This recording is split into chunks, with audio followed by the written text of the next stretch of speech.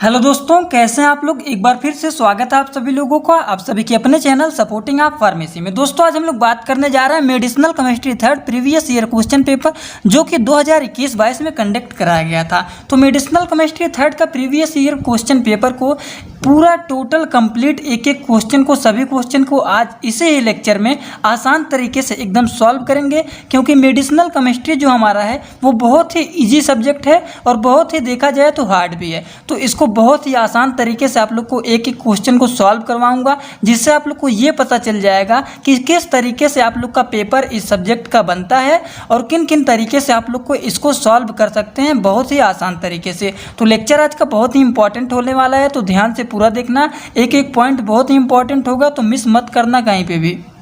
तो चलिए दोस्तों, स्वागत है आप सभी लोगों का आप सभी के अपने चैनल सपोर्टिंग आप फार्मेसी में। मैं हूं अंकित कुमार चतुर्वेदी और मैं आज जा रहा हूं सॉल्व करने मेडिसिनल केमिस्ट्री थर्ड का प्रीवियस ईयर क्वेश्चन पेपर।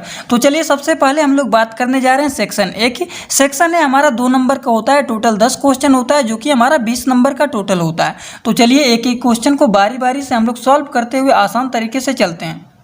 तो चलिए दोस्तों, सबसे पहला क्वेश्चन हम लोग देखते हैं। सबसे पहला हमारा क्वेश्चन है, what is beta lactam antibiotic. Beta lactam antibiotic क्या होता है और इनके एग्जाम्पल क्या होते हैं, कुछ इसमें एग्जाम्पल बताना है। तो चलिए देखते हैं सबसे पहले कि बीटा लैक्टम एंटीबायोटिक क्या होते हैं और इनके एग्जाम्पल्स क्या क्या होते हैं।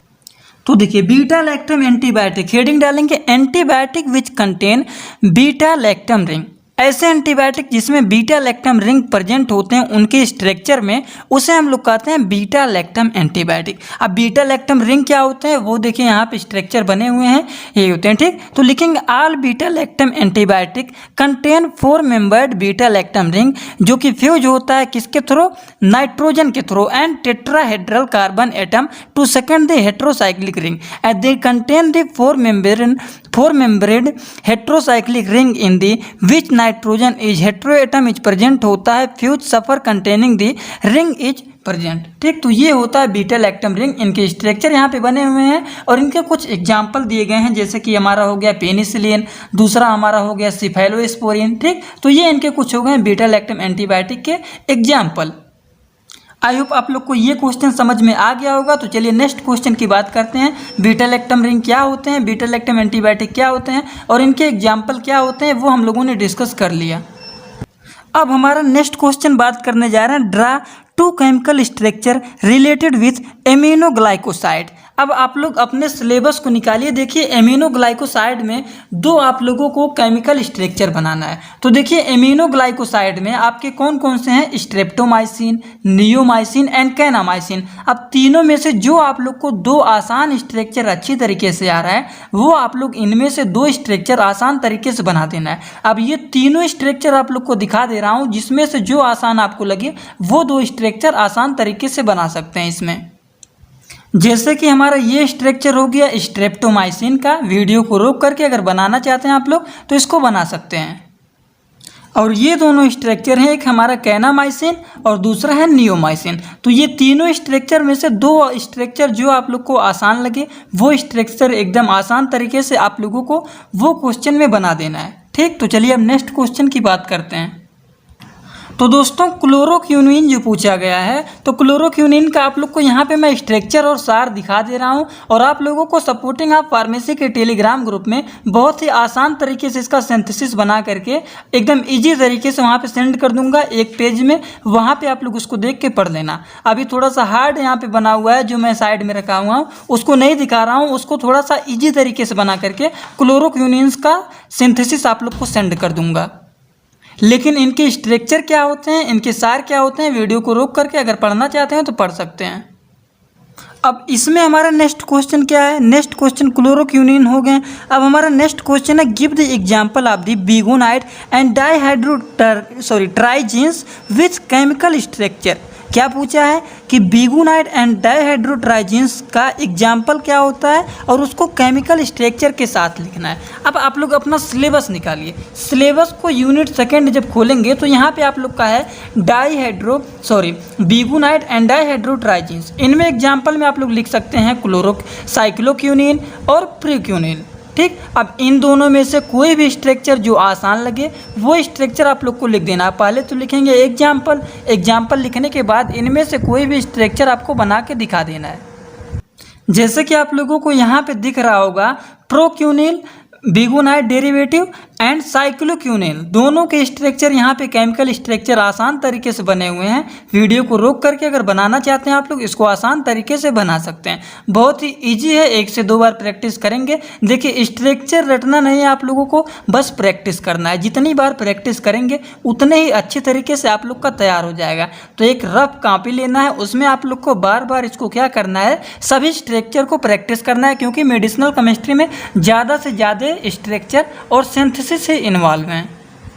ठीक, तो आई होप आप लोग को ये क्वेश्चन भी समझ में आ गया होगा। तो चलिए नेक्स्ट क्वेश्चन की बात करते हैं। तो दोस्तों हम लोगों ने 4 क्वेश्चन को सॉल्व कर लिया। अब नेक्स्ट क्वेश्चन की बात करते हैं। अगला क्वेश्चन हमारा है what is anti tubercular antibiotic. अब एंटी ट्यूबरकुलर एंटीबायोटिक क्या होता है और इसको किस तरीके से लिखना है ये भी बताऊंगा आप लोगों को। तो चलिए हेडिंग डालते हैं, what is anti tubercular antibiotic. तो देखिए हेडिंग डालेंगे एंटी ट्यूबरकुलर एंटीबायोटिक। तो देखिए लिखेंगे सबसे पहला point, anti tubercular is derive from 2 word. कौन कौन से 2 वर्ड, ऐसे लिखना है आप लोगों को। सबसे पहले जो बोला anti tubercular is derive from 2 word, anti plus tubercular, tubercular. ठीक, अब इसको इस तरीके से कॉलम में बनाना चाहते हैं, कॉलम में भी बना सकते हैं। एंटी का मतलब होता है अपोजिट ट्रीट, ठीक, ट्रीट करना, अपोजिट ट्रीट करना। ट्यूबरकुलर का मतलब क्या होता है, ट्यूबरकुलोसिस। ट्यूबरकुलोसिस को आप लोग टीबी भी कहते हैं।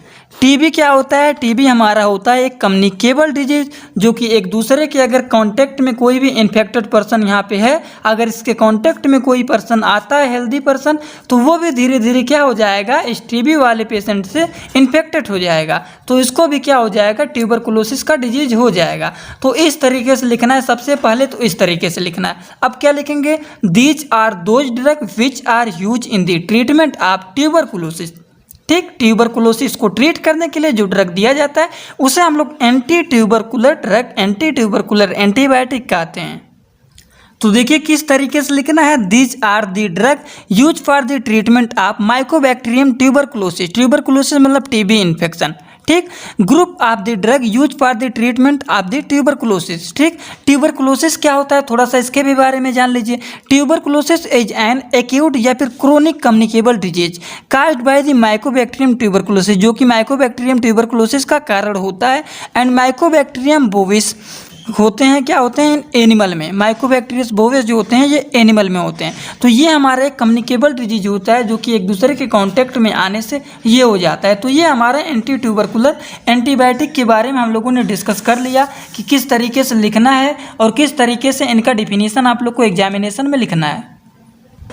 तो चलिए दोस्तों नेक्स्ट क्वेश्चन देखते हैं। नेक्स्ट क्वेश्चन हमारा है write the mode of action of and uses of acyclovir. अब ये क्या होता है, ये आप लोग अपने ही आसान तरीके से लिख सकते हैं, जो कि देखिए आप लोग के यूनिट किसमें, यूनिट 3 में कि 4 में दिया, यूनिट 3 में ही ये दिया गया है आप लोगों का साइक्लोविर। तब ये क्या होता है, इसके मोड ऑफ एक्शन में क्या लिखेंगे, ये वायरल इन्फेक्शन को इनहेबिट करता है। अब वायरल इसमें दिया गया है ना एंटी वायरल एजेंट में, तो वायरल इन्फेक्शन को इनहेबिट करता है, वायरल इन्फेक्शन को ग्रोथ को कम करता है, उसको कंट्रोल करता है, रोकता है, वही सब आप लोगों को मोड ऑफ एक्शन में लिखना है। अब यूज क्या लिखेंगे, it is use for the treatment of antiviral agent. Antiviral agent के ये सब ड्रग हैं, तो क्या लिखेंगे, it is use for the treatment of antiviral drug. तो ये बहुत ही आसान क्वेश्चन है, इसको अपने ही तरीके से आप लोग इसको लिख सकते हैं कि क्या होते हैं इनके मोड ऑफ एक्शन और क्या होते हैं इनके यूज। उसी तरीके से दोस्तों नेक्स्ट एक क्वेश्चन और यहाँ पे पूछा गया है, draw the chemical structure of, sorry ये तो अभी हम लोग को नहीं किया है, इसके पहले वाला एक क्वेश्चन और हम लोगों ने किया है, वो write the mode of actions of synthesis of trimethoprim अब देखिए इनके मोड ऑफ एक्शन क्या होते हैं। मोड ऑफ एक्शन जैसे हमने आप लोगों को होमवर्क दिया था क्वालिटी एश्योरेंस में, अगर आप लोगों ने हमारा प्रीवियस ईयर क्वेश्चन पेपर का सॉल्यूशन लेक्चर देखा होगा तो उसमें एक क्वेश्चन आप लोग को होमवर्क दिया था जो कि बहुत सारे स्टूडेंट ने किया था। ठीक, तो उसी तरीके से ये क्वेश्चन आप लोग को होमवर्क देता हूँ कि ट्राइमेथाप्रिन का मोड ऑफ एक्शन क्या होता है। सिंथेसिस आप लोग को टेलीग्राम में भेज दूंगा अगर आप लोग नहीं कर पाएंगे, लेकिन इसका देखेंगे कौन कौन स्टूडेंट इसका मोड ऑफ एक्शन हमारे कमेंट बॉक्स में बताते हैं। जो बताएगा वहाँ पे पता चल जाएगा, नहीं बता पाएंगे तो मैं कमेंट बॉक्स में खुद ही इसका आंसर अपलोड कर दूंगा। लेकिन देखते हैं यहाँ पे कौन कौन से स्टूडेंट यहाँ पे एक्टिव हैं, ध्यान से पूरा लेक्चर देख रहे हैं और आंसर का रिप्लाई कर रहे हैं। ठीक, तो चलिए दोस्तों नेक्स्ट क्वेश्चन अब बात कर लेते हैं। ये क्वेश्चन ज़रूर आप लोग बताना, नहीं बताएंगे तो वो तो मैं बता दूंगा, लेकिन आप लोग को एग्जाम भी देना है, इसीलिए थोड़ा सा आप लोग भी कुछ सॉल्व करने की कोशिश करिए, इसीलिए एक क्वेश्चन आप लोग को ले दे रहा हूँ। ठीक, अगला क्वेश्चन दोस्तों है draw the chemical structure of amphotericin B and nystatin. अब दोस्तों ये आप लोग को क्वेश्चन कहाँ का लग रहा है, ये क्वेश्चन आप लोग का यूनिट 4 का एंटी फंगल एंटीबायोटिक का है, जो कि इसमें 2 से 3 ड्रग हैं। एम्फोटेरिसिन भी हो गया, नाइस्टेनिन हो गए, नेटामाइसिन्स हो गए, ग्रेसियोफ्लुविन हो गए। ठीक, तो इनमें से 2 स्ट्रक्चर केवल आप लोग को बनाना है। तो चलिए देखते हैं बहुत ही आसान तरीके से। तो चलिए ये स्ट्रक्चर आप लोग आसान तरीके से बना लीजिएगा। यूनिट 4 का अगर आप लोगों ने हमारा लेक्चर देखा होगा तो उसमें बहुत ही आसान तरीके से इसको ट्रिक से बनाने के लिए भी बताया था। एक बार लेक्चर को देख लेंगे अगर आप लोग, प्लेलिस्ट डाल दूंगा यूनिट 1 से लेकर के यूनिट 5 तक का आप लोग का मेडिसिनल केमिस्ट्री 3rd का पूरा लेक्चर कंप्लीट करवा दिया हूँ। थोड़ा थोड़ा करके देख लेना, आप लोग को समझ में आ जाएगा। इसमें क्या ट्रिक है, इसमें देखिए 1 2 3 4 5 6 7 8 बार यहाँ पे कर दिया, फिर यहाँ पे 1 2 3 4 5 6 7 8 नीचे बार कर देना है, 8 बार यहाँ पे ऊपर कॉलम बना करके इसको इस तरीके से अटैच कर देना है। उसके बाद OH OH फिर OH OH, एक बीच में जगह छोड़ के OH OH फिर यहाँ पे OH OH फिर डबल बॉन्ड O, यहाँ पे O अटैच रहेगा। ऐसे OH OH अटैच करके आप लोग को ये स्ट्रक्चर बना लेना है। अब नाइस्टेनिन का कैसे बनेगा, नाइस्टेनिन का भी कुछ इसी तरीके से बनेगा। इसमें भी देखिए कॉलम कितने 1 2 3 4 5 6 7 8। ठीक, उसके बाद यहाँ पे देखिए 1 2 3 4 5 6 7 8।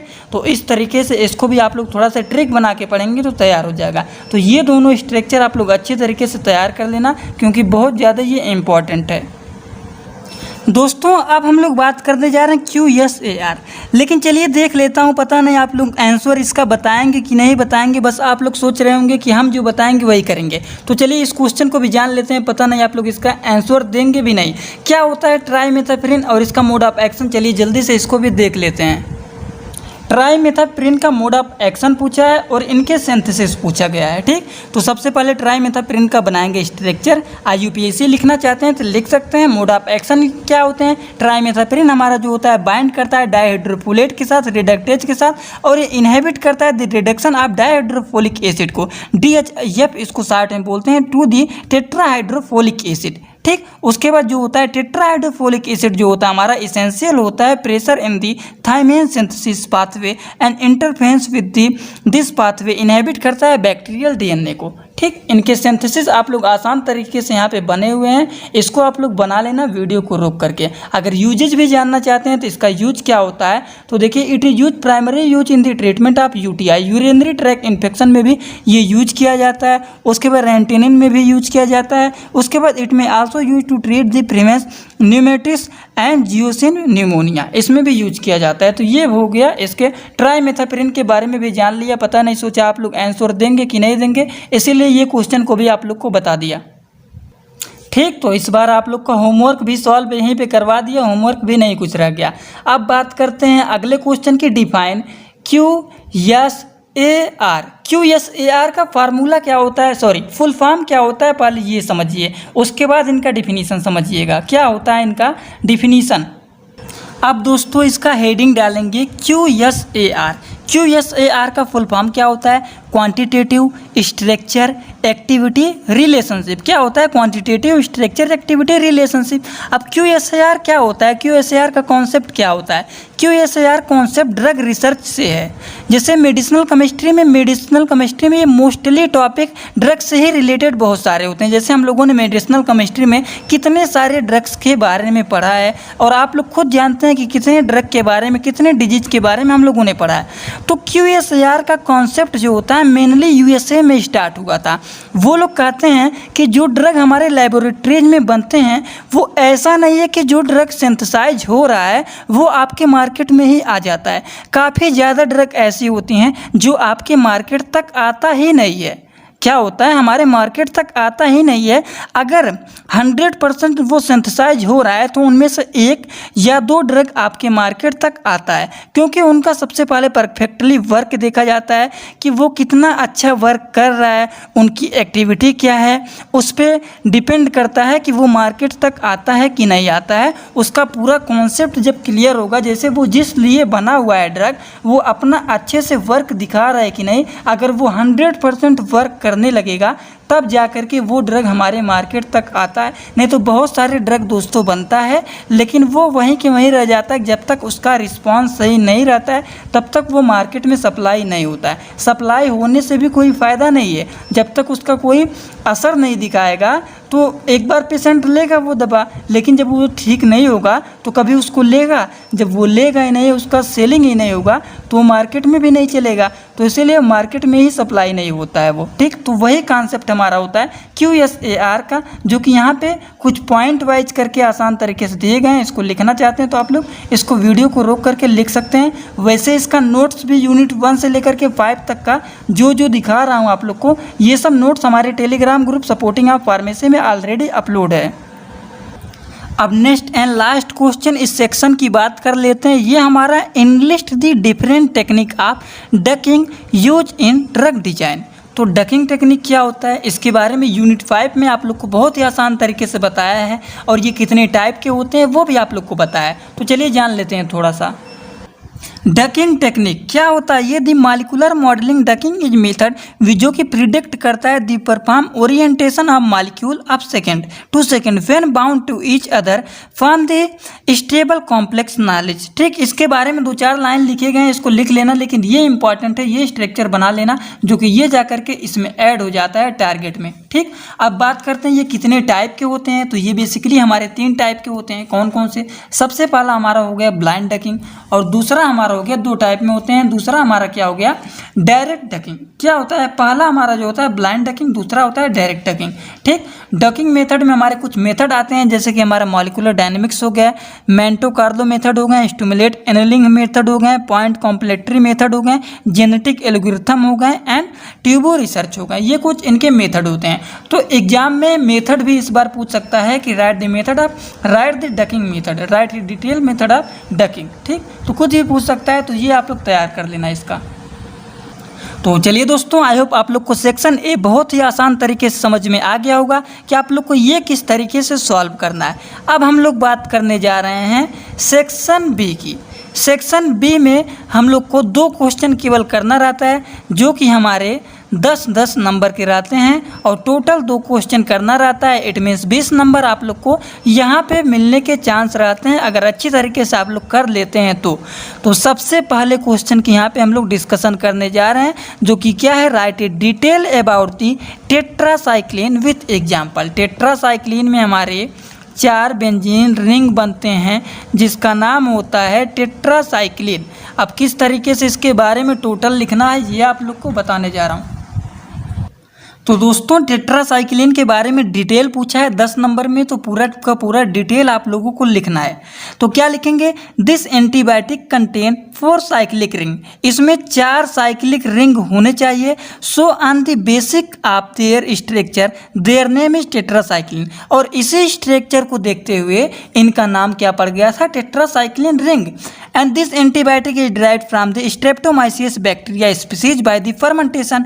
The tetracycline antibiotic antibiotic can form this salt with the reactions with the acid and base, they can also react with the some metal aluminium magnesium calcium. उसके बाद ठीक they form the chelate complex and initially only 2 antibiotic are available, penicillin हो गया, streptomycin हो गया, then all disease is control by this 2 antibiotics. ठीक, ये सभी डिजीज को कंट्रोल करते हैं केवल 2 एंटीबायोटिक। ठीक, इनके बारे में 2-4 पॉइंट और दिए गए हैं, देखिए, जो कि डिस्कवर किए थे BM डगर्स हो गए 1948 ईस्वी में। तो कुछ पॉइंट दिए गए हैं। सबसे पहले इंपॉर्टेंट बात यह है कि इनका स्ट्रक्चर आप लोग को जरूर अच्छी तरीके से बना लेना है। ठीक, उसके बाद केमिकल नेचर क्या होते हैं टेट्रासाइक्लिन की, ये लिखना जरूरी होता है। क्या होता है, it is very slightly soluble होते हैं वाटर में, और ये क्या होता है, एम्फोटेरिक होता है, सॉल्युबल होते हैं solution and alkali hydroxide and carbonate and the dilute salt. ठीक, थेरापूटिक यूज क्या होते हैं दोस्तों इनके, तो देखिए वेरी पॉपुलर होते हैं for low dose oral topicals therapy of एंस एंड क्या होता है, community acquired urinary tract infections होते हैं थेरापूटिक यूज इनके, ऑप्थेल्मिक रिएक्शंस होते हैं, upper respiratory tract infection etc। ये सब इनके क्या हो गए थेरापूटिक यूजेज। अब बात करते हैं क्लासिफिकेशन की, जो कि बहुत ज़्यादा इंपॉर्टेंट है। क्लासिफिकेशन में it is classify into following types, या फिर 3 टाइप का, ये short acting, intermediate acting, long acting. Short acting में हमारे क्या होता है, ये 6 से 8 घंटे तक ड्रग हमारे वर्क करते हैं। इंटरमीडिएट मतलब 12 घंटे तक करते हैं, और ये 16 से 20 घंटे तक वर्क करते हैं। ठीक, तो इसमें कौन कौन से ड्रग आते हैं, टेट्रासाइक्लिन हो गए, क्लोरोटेट्रासाइक्लिन हो गए, ऑक्सीटेट्रासाइक्लिन हो गया। इंटरमीडिएट में हमारे क्या हो गए, डेमोसाइक्लिन हो गए, मेथासाइक्लिन्स हो गए। उसके बाद लॉन्ग एक्टिंग में हमारे क्या होगा, डॉक्सीसाइक्लिन हो गए, मिनोसाइक्लिन हो गए। अब इनके बारे में थोड़ा थोड़ा से कर करके क्या कर देना है, डिस्कस कर देना है, लेकिन जो आपके सिलेबस में दिया गया है 2-4 नेम, वो उसको डिस्कस कर लेना। तो देखिए क्लोरोटेट्रासाइक्लिन के बारे में यहाँ पे मैंने डिस्कस कर दिया था लेक्चर में ही आसान तरीके से।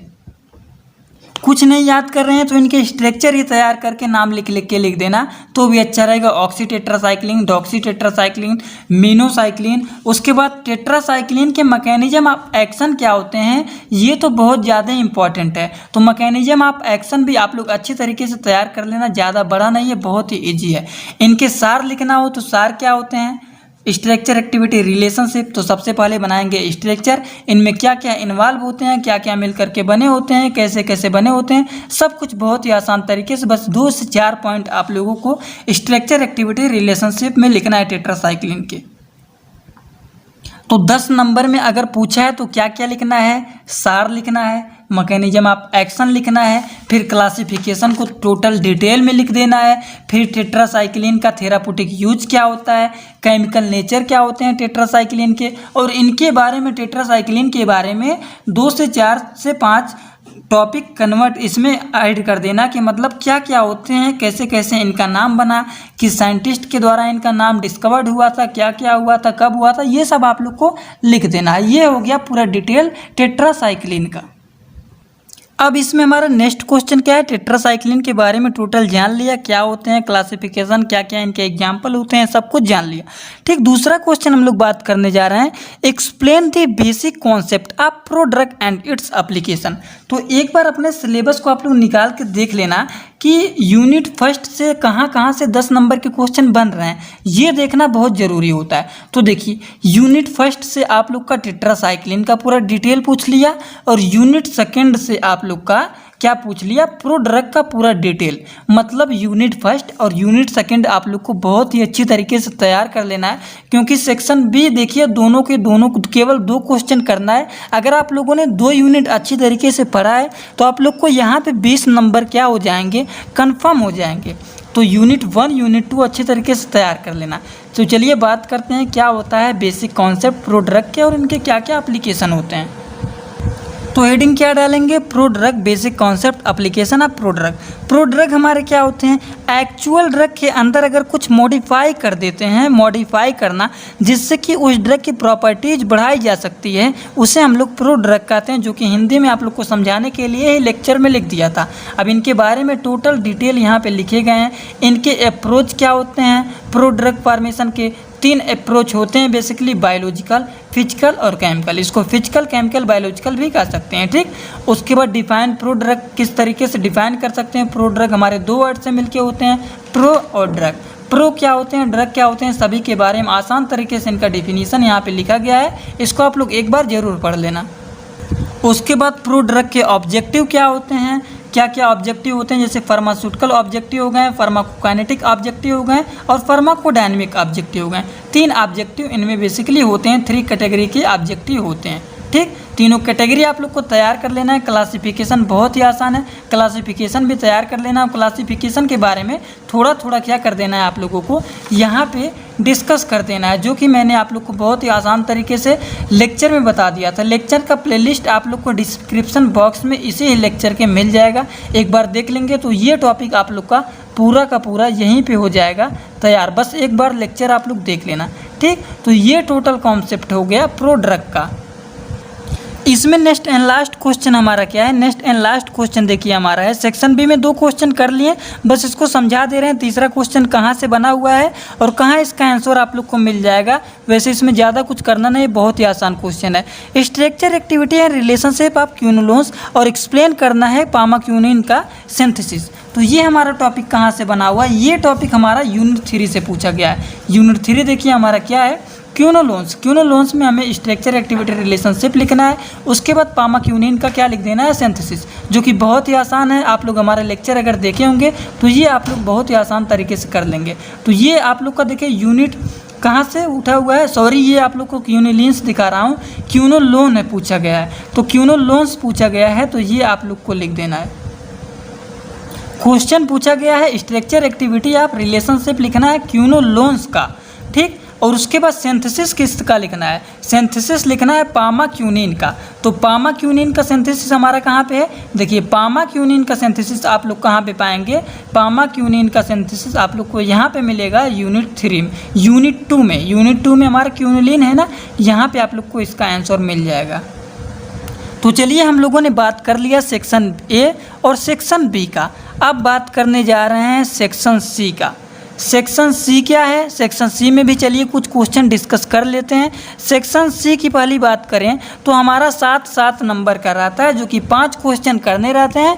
टोटल क्वेश्चन हमारे रहते हैं 35 नंबर के। अब देखिए हमारा पूछा है क्लासीफाई एंटी फंगल एजेंट और डिस्क्राइब करना है केमिकल स्ट्रक्चर, केमिकल डिग्रेशन, उसके बाद कोट्रिमाक्सोल, कीटोनाजोल, सब कुछ आप लोग को यहाँ पे डिस्कस करना है। तो एंटी फंगल एजेंट का क्लासिफिकेशन चलिए देख लेते हैं, बहुत ज़्यादा इंपॉर्टेंट है। तो चलिए देखते हैं क्या होता है एंटी फंगल एजेंट का क्लासिफिकेशन। तो सबसे पहले दोस्तों हेडिंग डाल लेंगे एंटी फंगल एजेंट क्या होते हैं। तो क्या होता है, ऐसे ड्रग जो कि फंगल इन्फेक्शन को ट्रीट करने के लिए दिया जाता है, उसे हम लोग एंटी फंगल एजेंट कहते हैं। इसको इस तरीके से भी लिख सकते हैं, anti fungal is derived from 2 word anti plus fungal. Anti means हो गया अपोजिट और फंगल का मतलब हो गया फंगल इन्फेक्शन। तो फंगल इन्फेक्शन को ट्रीट करने के लिए जो ड्रग दिया जाता है उसे हम लोग एंटी फंगल एजेंट कहते हैं। आई होप आप लोग को समझ में आ गया होगा। क्लासिफिकेशन पूछा गया है, तो क्लासिफिकेशन किस तरीके से लिखेंगे, तो देखिए क्लासिफिकेशन हेडिंग डालेंगे एंटी फंगल ड्रग का। तो इसमें 4 ए रहेगा। 4 ए का मतलब क्या हो गया, ए ए ए ए, उसके बाद ओ, 4 ए रहेगा और एक ओ रहेगा। Antibiotic, anti metabolite, azole, allylamine and other topical agent. Antibiotic में हमारा 2 आएगा, 2 पार्ट में बटा हुआ है, पॉलिन्स, हेट्रोसाइक्लिक, बेंजोफ्यूरान और तीसरा है हमारा इकेनोकैंडिन्स, 3 पार्ट में बटा हुआ है। एंटी मेटाबोलाइट का जो एग्जाम्पल है क्या है, फ्लूसाइटोसिन हो गया। उसके बाद एल्माइन का टर्बिनाफाइन हो गया। अदर टॉपिकल एजेंट का बेंजोइक एसिड, टोलनाफेटेड और ब्यूटिनाफोन है। ये हो गया इसके कुछ ड्रग एग्जाम्पल। ठीक, एजोल्स की बात करें 2 पार्ट में बटा हुआ है, एमाइडाजोल, ट्राइजोल। ठीक, एमाइडाजोल हमारा जो होता है ये 2 पार्ट में होता है, टॉपिकल एंड सिंथेटिक। सिस्टेमेटिक में हमारा कीटोकोनाजोल होता है, टॉपिकल में हमारा क्लोट्रिमाक्सजोल हो गया, इकोनाजोल हो गया, माइकोनाजोल हो गया। इसको 60 वर्ड में ट्रिक बताएं टॉपिकल का, तो क्लोइम कहिए। क्लोइम, क्लो मतलब हो गया क्लोट्रिमाक्सजोल, ई मतलब हो गया इकोनाजोल, मै का मतलब हो गया माइकोनाजोल। ठीक, उसके बाद देखिए फ्लूइन वोरी, जो ट्राइजोल्स है, ट्राइजोल्स को फ्लूइन ओरी कहते हैं। फ्लूइन ओरी का मतलब हो गया फ्लूइकोनाजोल, इंट्राकोनाजोल और बोरिकोनाजोल। ये ट्रिक थोड़ा सा बना दिया हूँ, अगर आप लोग इसको पढ़ना चाहते हो तो पढ़ सकते हैं। ठीक, तो इसी तरीके से आप लोग को थोड़ा थोड़ा इनके बारे में डिटेल भी लिख देना है, जो कि आप लोग के क्वेश्चन में पूछा गया है। अब इसमें दोस्तों हमारा नेक्स्ट क्वेश्चन क्या है, नेक्स्ट क्वेश्चन हमारा देखिए यूनिट 5 से बना हुआ है।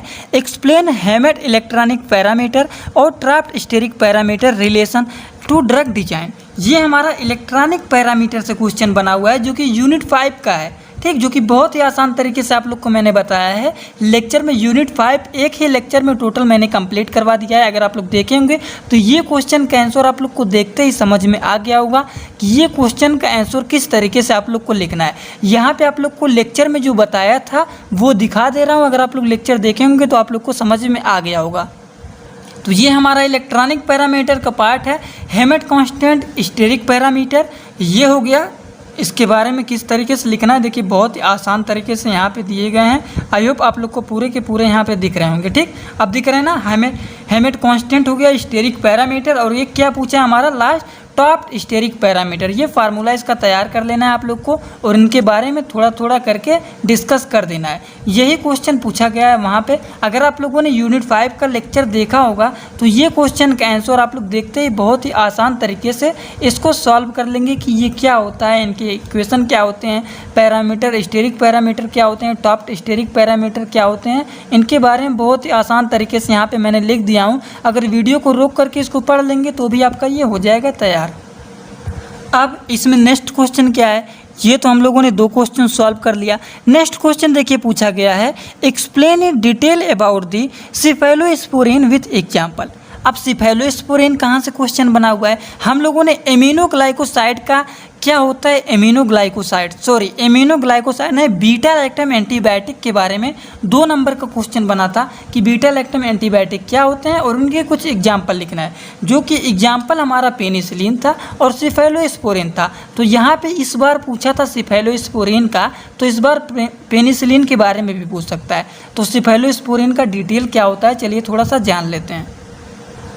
तो इसमें भी सिंपली वही लिखेंगे कि सिफेलोस्पोरिन जो होता है बीटा लैक्टम एंटीबायोटिक होता है, क्योंकि ये बीटा लैक्टम एंटीबायोटिक का ही एग्जाम्पल है cephalosporin and penicillin, because it contain beta lactam ring, क्योंकि इसमें हमारे क्या होते हैं, कंटेन होते हैं बीटा लैक्टम रिंग, ठीक। बीटा लैक्टम रिंग यहाँ पे कंटेन हुए हैं, ठीक। बीटा लैक्टम रिंग जो होता है फ्यूज होता है डाइहाइड्रोजिंग रिंग के साथ। इसके क्लासिफिकेशन यहाँ पे दिए गए हैं, इनमें 4 जनरेशन होते हैं। चारों जनरेशन के बारे में, फर्स्ट जनरेशन में क्या क्या ड्रग होते हैं, क्या क्या होते हैं, उसके बाद सेकेंड जनरेशन में क्या क्या होते हैं, सब कुछ पूरा एग्जाम्पल के साथ बहुत ही आसान तरीके से। ये हमारा 3rd जनरेशन हो गया और यहाँ पे 4th जनरेशन भी हो गया।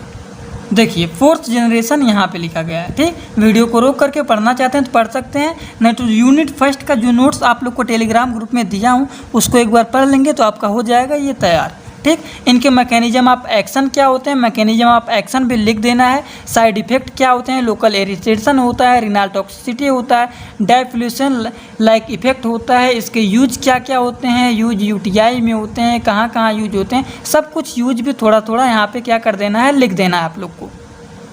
अब देखिए दोस्तों अगला क्वेश्चन तो बहुत ही आसान क्वेश्चन पूछा गया है। क्या पूछा गया है, यहाँ पे आप लोग को डिटेल नहीं लिखना है, इसका केमिस्ट्री लिखना है, क्लासिफिकेशन लिखना है, सार लिखना है, किसका, सल्फोनामाइड का एग्जाम्पल के साथ लिखना है कि सल्फोनामाइड का केमिस्ट्री क्या होता है, सल्फोनामाइड का क्लासिफिकेशन क्या होता है, सल्फोनामाइड का सार क्या होता है एग्जाम्पल के साथ। तो चलिए सबसे पहले हम लोग बात करेंगे कि इनके केमिस्ट्री क्या होते हैं, फिर इनके सार क्या होते हैं, फिर इनके क्लासिफिकेशन क्या होते हैं। तो देखिए बस यही आप लोग को 1 2 3 4 5 पॉइंट केवल आप लोग को लिखना है केमिस्ट्री ऑफ सल्फोनामाइड के बारे में, ठीक। और ये बना लेना है आप लोगों को structure, basic structure of sulfonamide. Sulfonamide का बेसिक स्ट्रक्चर पूछ लेता है कभी कभी 2 नंबर में, write the basic structure of sulfonamide. तो सल्फोनामाइड का स्ट्रक्चर अच्छी तरीके से आप लोग तैयार कर लेना। ये इनके हो गए केमिस्ट्री। और अगर पूछ लेता है स्ट्रक्चर एक्टिविटी रिलेशनशिप तो पूछा गया है, तो अगर की बात ही नहीं है, अगर पूछ लेगा, ठीक। तो ये 4 से 5 पॉइंट देखिए, ये स्ट्रक्चर एक्टिविटी रिलेशनशिप भी स्ट्रक्चर बनाएंगे तब इनके बारे में ये सब लिखेंगे। वीडियो को रोक करके अगर पढ़ना चाहते हैं तो 5 पॉइंट दिए गए हैं, आसान तरीके से इसको पढ़ सकते हैं, नहीं तो इसको ले लीजिए स्क्रीनशॉट, आप लोग आराम से पढ़ सकते हैं। अभी इनके क्लासिफिकेशन भी पूछा गया है। तो क्लासीफाई जो किया गया है ये बेसिकली 3 कैटेगरी में किया गया है। सबसे पहला हमारा केमिकल स्ट्रक्चर के बेस पर, साइट ऑफ एक्शन के बेस पर और ड्यूरेशन ऑफ एक्शन के बेस पर। ठीक, तो केमिकल स्ट्रक्चर के बेस पर ये 2 पार्ट में किया गया है, जिसके एग्जाम्पल यहाँ पे कुछ इन्वॉल्व हैं स्ट्रक्चर, इनके एग्जाम्पल आप लोग थोड़ा सा पढ़ लेना। उसके बाद साइट ऑफ एक्शन में क्या क्या होते हैं, 4-5 पॉइंट होते हैं, जिसके एग्जाम्पल यहाँ पे अटैच किए गए हैं। उसके बाद ड्यूरेशन ऑफ एक्शन भी यहाँ पे दिए गए हैं। ठीक, तो ये आप लोग को एग्जाम्पल के साथ इनका क्लासिफिकेशन तैयार कर लेना है, क्योंकि एकदम एग्जाम्पल के साथ पूछा गया है। ठीक, तो ये हो गया इस क्वेश्चन का आंसर। तो दोस्तों 4 से 5 क्वेश्चन हम लोगों ने सेक्शन सी में भी बहुत ही आसान तरीके से सॉल्व कर लिया है, और इतना अनुमान आप लोग को लग गया होगा कि किस तरीके से आप लोग को क्वेश्चन को सॉल्व करना है। जैसे कि अगला क्वेश्चन यहाँ पे पूछा गया है, सिंथेसिस बस लिखना है आप लोग को सिप्रोफ्लॉक्सिन का, नाइट्रोफ्यूरन का, एसाइक्लोवीर का, स्टीरियोकेमिस्ट्री एंटीबायोटिक क्या होता है इसका डिटेल लिखना है, कंबेंशनल केमिस्ट्री एक्सप्लेन करना है पूरा डिटेल में सॉलिड फेज सिंथेसिस के बारे में। तो इस तरीके से आप लोग को मेडिसिनल केमिस्ट्री थर्ड का पेपर को आसान तरीके से सॉल्व करना है। दोस्तों अगर आप लोग को वीडियो अच्छा लगा हो तो वीडियो को एक लाइक जरूर कर देना और अपने सभी दोस्तों के पास शेयर कर देना, जिससे उनको भी पता लग जाए कि मेडिसिनल केमिस्ट्री थर्ड का पेपर को किस तरीके से सॉल्व करना है। आई होप आप लोग को समझ में भी आ गया होगा। तो चलिए दोस्तों, thanks for watching my video. Like, comment, share and subscribe this channel.